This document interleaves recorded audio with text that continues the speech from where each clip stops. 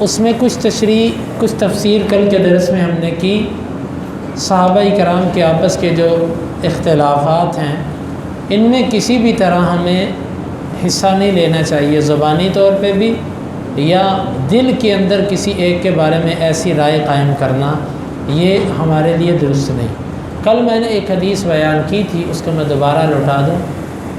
علی رضی اللہ عنہ کا جو قول تھا کہ یہ آیت میرے اور طلحہ و زبیر اور بعض روایات میں عثمان رضی اللہ عنہ کا بھی نام آتا ہے، یہ ان کے بارے میں ہے کہ اللہ تعالیٰ ان کے اور میرے دلوں کے اندر جو کوئی ایسی چیز ہے اللہ تعالیٰ اس کو ختم کر دے گا۔ ہمارا یہ یقین ہے کہ تمام صحابہ کرام اس کا مصداق ہے۔ اللہ تعالیٰ سب کے دلوں کے اندر جو کوئی ایسی چیز ہے اللہ تعالیٰ اس کو ختم کر دے گا۔ آگے والی جو آیت ہے وہ یہ ہے، آگے والا ٹکڑا وہ یہ ہے کہ ہمیں اللہ تعالیٰ نے ہدایت دی، ہم خود ہدایت حاصل کرنے والے نہیں تھے۔ یہ یقین مانیں کہ ہماری تربیت کرتی ہے یہ آیت اس اعتبار سے کہ جو بھی ہم سے نیکی ہوتی ہے اس میں ہمارا کوئی کمال نہیں ہے۔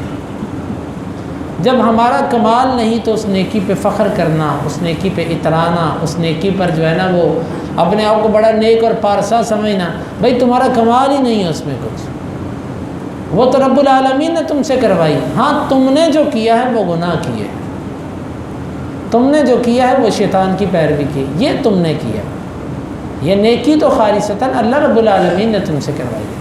اور ہاں اس میں ایک باعث تمہارا تھا کہ تمہارے دل میں خواہش تھی،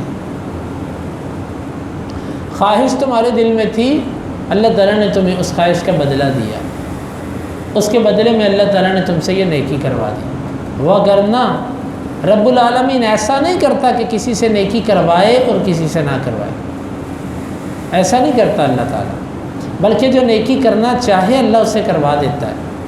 عدل اللہ نے سب کے ساتھ کیا، انصاف سب کے ساتھ کیا، لیکن فضل اس کا کچھ لوگوں پر ہے۔ عدل اور فضل یہ کئی دفعہ پہلے درس کے اندر بھی اس بات کی وضاحت ہو چکی ہے۔ ایک ہوتی ہے برابری، آپ کے پاس مزدور کام کرتے ہیں، آپ نے سب کو ان کا جو حق بنتا تھا وہ دے دیا، ایک کو آپ زائد دے دیتے ہیں، یہ آپ کا فضل ہے، یہ آپ جس کو چاہیں دیں جس کو چاہیں نہ دیں۔ عدل برابری ہوتی ہے، وہ آپ نے کرنی کرنی۔ اللہ تعالیٰ نے عدل سب کے ساتھ کیا ہے، لیکن ایمان والوں پر اللہ کا فضل بھی ہے کہ اس نے ان کو نیک اعمال کرنے کی توفیق عطا فرما دی۔ اور ہمارے پاس اللہ کے رسول حق لے کر آئے، یعنی کتاب و سنت لے کر آئے، ہم نے اس پر عمل کیا۔ وَنُودُوا أَن تِلْكُمُ الْجَنَّةُ أُورِثْتُمُوهَا، اس جنت کے تم وارث بنا دیے گئے۔ اس میں بھی اشارہ اس بات کی طرف ہے کہ یہ جنت نیک اعمال کی وجہ سے نہیں ملی، یہ ملی اللہ کے فضل کی وجہ سے ہے، لیکن نیک اعمال سبب بن گئے اس فضل کا۔ جس طرح وراثت انسان کو بغیر کسی محنت اور مشقت کے ملتی ہے، میرے باپ کی جو جائیداد ہے، میں محنت کروں نہ کروں، مشقت اٹھاؤں نہ اٹھاؤں، میں اس کا وارث ہوں۔ وراثت کا سبب کیا بنا؟ سبب وہ تعلق اور رشتہ داری۔ یہ جنت اس کا سبب اعمال بنے ہیں، اعمال کا بدلہ جنت نہیں ہے، یہ یاد رکھیے گا۔